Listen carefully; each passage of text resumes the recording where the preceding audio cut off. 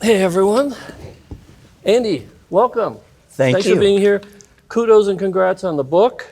It's terrific. You'll be signing copies after this conversation, but this is going to give you a great sneak preview. So let's start out with your company's mission. FranklinCovey is about enabling greatness in people, especially workers and companies, but you focused a lot on change. So I was wondering in reading this, is it because there's more change than ever, or it's because the prism of change is a great way to look at how to make companies and work people better? Yeah, it's a great question, and I'm remembering now when I started working at FranklinCovey. I mean, you think about a company that's gone through a lot of change. How many of you remember FranklinCovey as the planner people? You remember that? So when I started FranklinCovey, we were going through a merger, which is always challenging. And we were, at that time, selling 35% of the Palm Pilots that were being sold in our stores. Many of you remember the stores. And now we've transitioned to a model where instead of just doing paper-based training and planners around the world, we do everything through our online platform. It's called the All Access Pass. We have people enabled all over the world, 21 different languages now that they can do asynchronous learning, and across all of our content, people that have that pass can now use all of our intellectual property in all the ways that they would like. And as we've navigated that change and the change that organizations have relative to their learners, we just find like this is a great platform for us to build around and to enable all the things that employees need to do and leaders need to be able to do to thrive in the face of change. And look, the pace of change is not getting less. It's faster and more furious and more, I think, impactful than it's ever been for a lot of reasons. And it makes people uncomfortable, or at least a lot of people uncomfortable. So that's why the analysis that you've done and the storytelling around it in the book is super helpful. Now, and by the way, I grew up in the golden age of magazines, and you know what happened to them, right? There's still a couple around, including I still get time. And Utah Business, which we'll have speakers from there. Looking at your own lived experience, you've had more change than usual. In an early career, you were a 29-year-old school principal, and you were shaking things up, and it was kind of an underperforming school. You were doing great, but then resistance threw you for a loop. So what happened? It did. And what happened after that? Yeah, it's a great story, and it's interesting, actually. It just happens that today during lunch, I met one of my students from that school who somehow remembered me, despite the fact that at that time I had a full head of hair. Maybe thinning a little bit, but I mean, it was, and Jeannie came up and introduced herself again to me, and so fun times. But certainly at that time, that was a huge disruption in my life. I was just, my second child had just been born just a couple months before I was, found out that I was going to be let go, and we were right in the middle of finishing a new home, and so pretty bad time for that to happen, and it was the best thing that ever happened to me because I had to completely reinvent myself. And the way that it happened, it was too late for me to get another administrative position because all the hiring had been done at that point. And so it was kind of like all the classroom positions are filled, the administrative positions are filled at this point late in the spring. And so I basically started my own company and used some skills that I had developed through state training around web development and search engine optimization, and created a company that eventually FranklinCovey became my biggest client. And I was so enamored by its culture and its mission, and the 7 Habits of Highly Effective People just completely changed everything that I had done as a principal. I went and listened to John Covey, Dr. Covey's, the author of the book 7 Habits, his brother, speak at a principals convention. And I went back that summer and I created the 7 Habits of Highly Effective Students and Coaches, and I violated all intellectual property law. So anybody from FranklinCovey, I'm sorry about that. The statute of limitations is passed, but it was such an amazing change for me that it sort of just flowed, this weird thing that I became more and more affiliated with FranklinCovey until finally, after a few years of consulting with them, they said, look, the IRS has given us a hard time about your 1099 status, and you got to come on board or quit working for us so much. So It always, in hindsight, those stories look like, like victory and all that, but it doesn't feel that way along the way, I'm sure.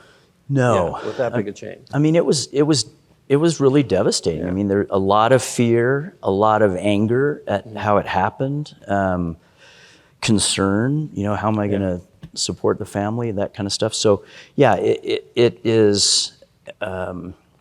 Looking back on it and remembering it, it was really, really tough time. But now in hindsight, because of, I think some things that fell into place for me that we've been able to outline in the book pretty effectively, the change ended up being something that I could say that it was the very best thing that happened. Now, we want to look at something that you've distilled called the change model in this book, which you describe. But just to get at its essence first, a lot of people would think, well, that's a process. You just have to follow the process. Yeah. But you would argue that it's really more about investing in people and their behavior. Yeah, I mean, you can have a change process, but at the end of the day, change will succeed and be effectively implemented by human beings. And so we just have to always remember that. And when we get too focused on the process and we forget the emotion that people experience when they go through change, and we don't give them a safe space, some psychological safety to talk about how they're feeling about the change, we're not going to make progress. If we don't help people get to the point of decision where they can say, I didn't choose the change, it happened to me, and I don't like it, but I can stay within my circle of influence and work in ways that I can own to make the change a benefit for me. And that's a person decision. It's an individual decision. Leaders have the ability to help individuals get there. And then ultimately, even though we get people to the decision that we're going to work together to implement the change, whether it's a software change, we're going to move from Slack to Teams or something like that, or we're gonna, or a merger. I don't know if any of you have gone through any merger acquisition types of things that, you just say, I didn't choose that. It's really hard. I'm scared about it. I worry I'm gonna lose my job, or my role's gonna change, or my title, or my pay. But I can stay focused on what I can do something about, and then I can start to own the change instead of it owning me. And we can work with other people to figure that out, because while we experience change individually, we almost always process it most effectively when we do it with other people. And we've got an environment and a culture that allows people to be vulnerable, that allows people to share their best ideas, so that we come out of the change actually better for having gone through it. And that's all people stuff. Now, it shifts from passive, like this is being done to me, to active, like how can we respond? Exactly. Now, in the change model, you identify 4 zones. Some of them sound a little scary. In this order: the status quo, the disruption zone, the adaptation zone, and the innovation zone. The book goes into lots of detail on those, but could you describe, just put a little color on each one? Yeah, so the zone of status quo, it's kind of, and as some of you are like, I don't even know what that is, because stuff is changing so much, and maybe your status quo is pretty constant change, but in the zone of status quo, what we want to do is just be prepared. We want to always recognize that change is going to happen. There's no question, we know that for certain, so let's get ready for it. And individually, anything we do to develop ourselves, organizationally, anything we do to skill up our people, to have them learning new skills, anything we do to sort of forecast and understand the environment, anything we do to connect, like this kind of event where we can connect with each other and talk about what do we see happening, what's likely, where are the trends going, all of that stuff helps us to prepare. And that's what we should do when we have those periods of time when we're in the zone of status quo. When we get into the zone of disruption, it's all about creating dialogue so that people can figure out what's happening and why, so they can get on board. They get enough information about the change that they go, oh, I can do that. I can make that work. And that then gets them to this point of decision where they say, yeah, I'm gonna go from the disruption and I'm gonna figure out how this works. That's where we get into the zone of adoption. And in the zone of adoption, it's all about helping people persist in the face of the obstacles, helping people to fully engage, and for us individually as we go through that, to stay engaged in the fight, because that sort of, that zone is where change goes to die. That's where leaders get frustrated because the change they instituted isn't producing immediately the results they anticipated. That feels frustrating. They start to question, do we do the right thing? Is this the right strategy? Because it's not working. We thought it would get better. Yeah. Microsoft promised us that Teams would change everything and we'd communicate more effectively. It'd be great. And it would be really easy implementation. Man, that SAP implementation is going to be just a breeze and everything's going to port over perfectly. We're not going to lose any data. And you're like, that just never happened. And so it's, it's sort of, let's stay in the fight. And to help us stay in the fight during that zone of adoption, it's really important to keep connecting to the vision, the purpose, like why were we doing this in the first place?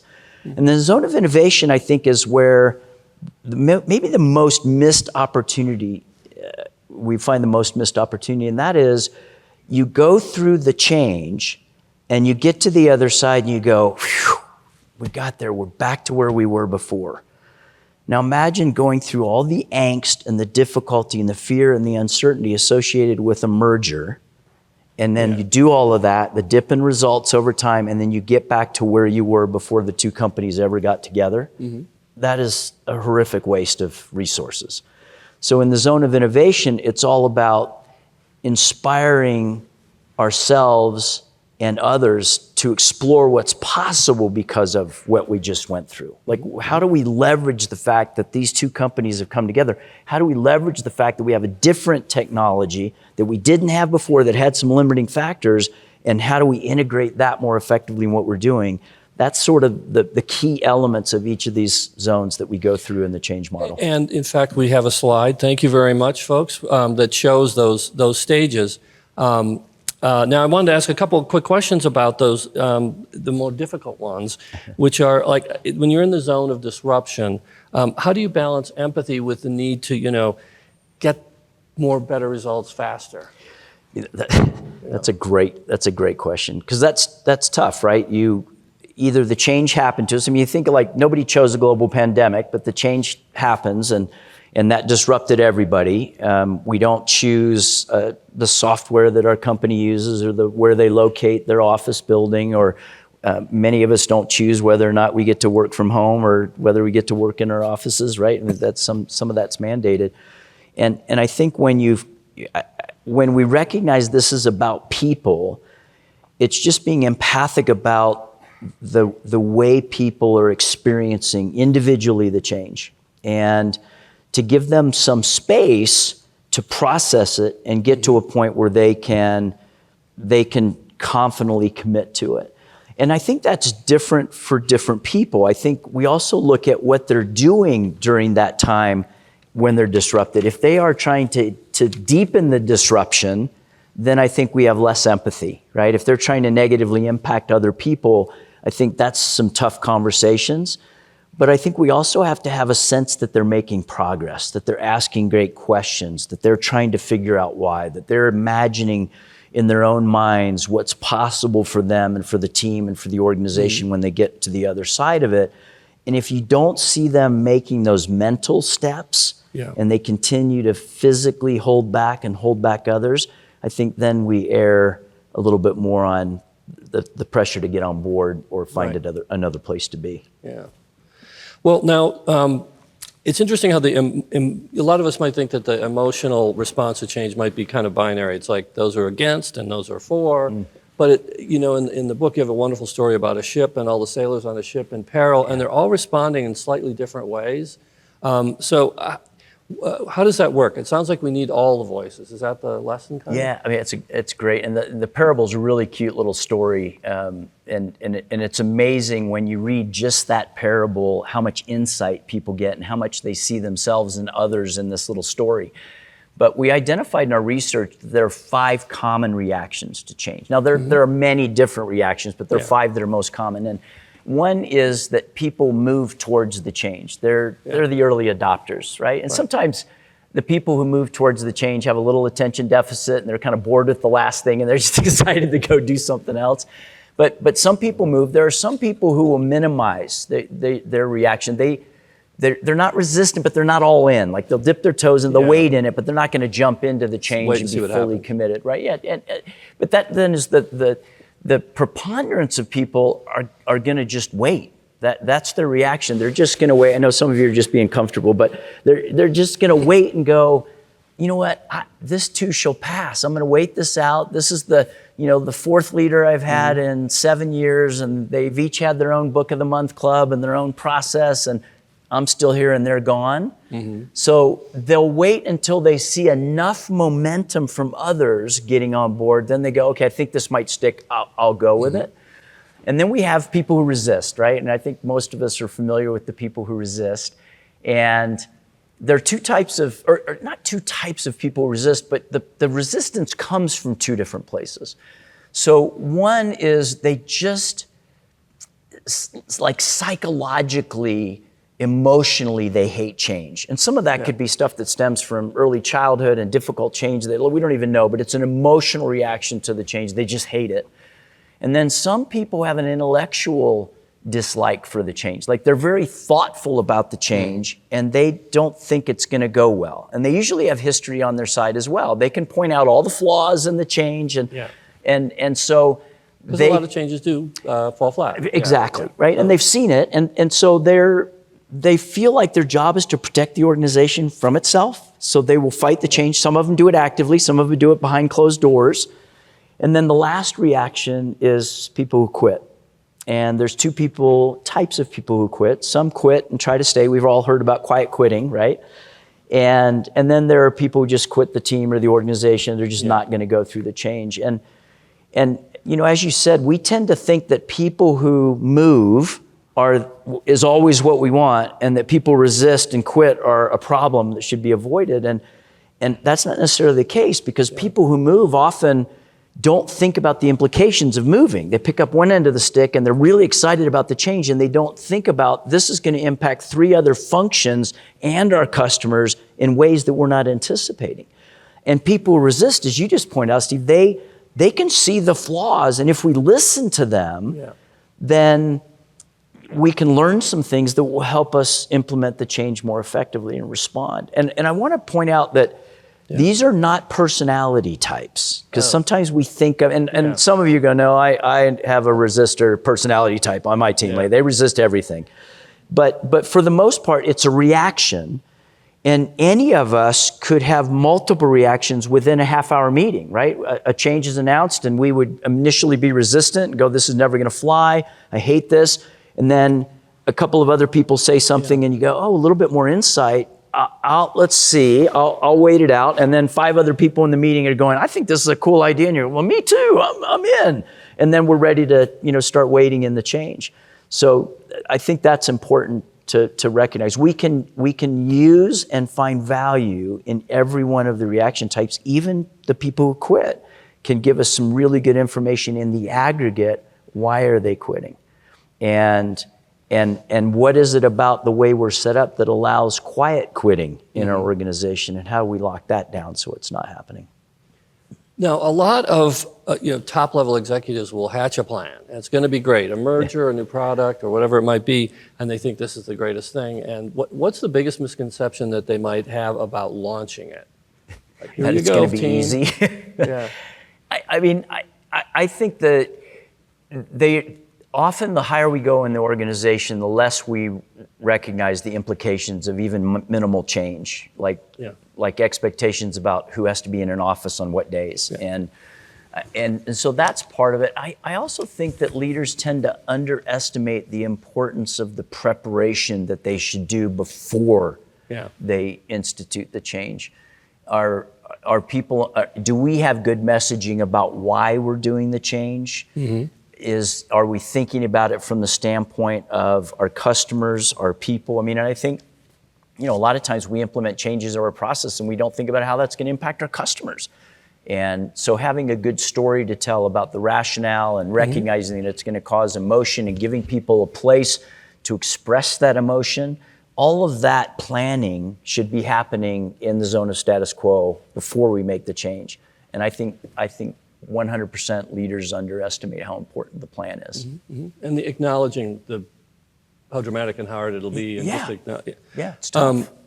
Now, from the perspective of the middle managers, which is a big group, you know, that you all know the phenomenon of top leaders handing down these plans, but then when the middle managers try to really make that happen and execute on that, there might be resistance or all kinds of feedback.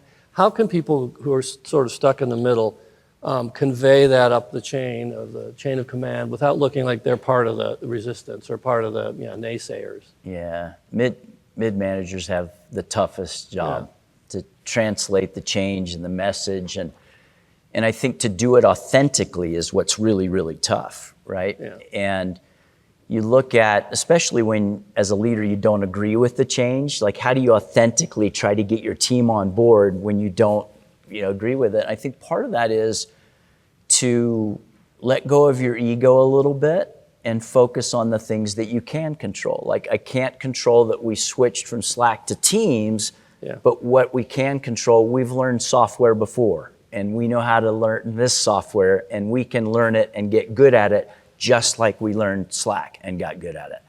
So I think that's part of it. But when you think about communicating up to the organization, I think it's all about our credibility. It's how do we show up? And trust is a huge impact to the shape of the curve that we shared on the slide, right? When you have a high trust organization, what we find is that the depth of the disruption will be a lot less and the time that it takes to get to innovation will be compressed. Because if I'm one that senior leaders have confidence in, I mean, that's what trust is. You have confidence in me because of your assessment of my character and my competence. I show up in a way that I have integrity, enough courage to communicate up, right? That's part of integrity. I have a good intent with the company and with you that I care enough about you and the company to give the feedback. But I'm also somebody that's highly capable and I got a track record of delivering results, right? And I think that's this opportunity to work on ourselves so that when we are communicating up, we have credibility in the ask. We have credibility in the communication. And I think so many of us, as we think about or contemplate giving feedback up about the challenges with the change that we're experiencing with our teams, we're afraid. Like we believe the urban legend that the last person that communicated to that leader, we found their minivan out in the woods, like, and we don't know what happened to them. And so we believe that people who communicate truth to leaders are let go or that they're career limited. And that won't happen if you're highly credible. And if it did, you go, look, I was looking for a job when I found this one. And if I've got a culture that won't allow or listen to truth and that leaders won't help us resolve the challenges that we're facing relative to the change, then maybe it's time to look for that next thing. Yeah. It's probably a real crisis or soul-searching moment for managers when they have to decide, well, am I speaking truth to power, or am I a whistleblower, or I am something else, and how much trouble am I going to get into? Yeah. And, I wanted to ask you, and just one more twist on that in the couple minutes we have left.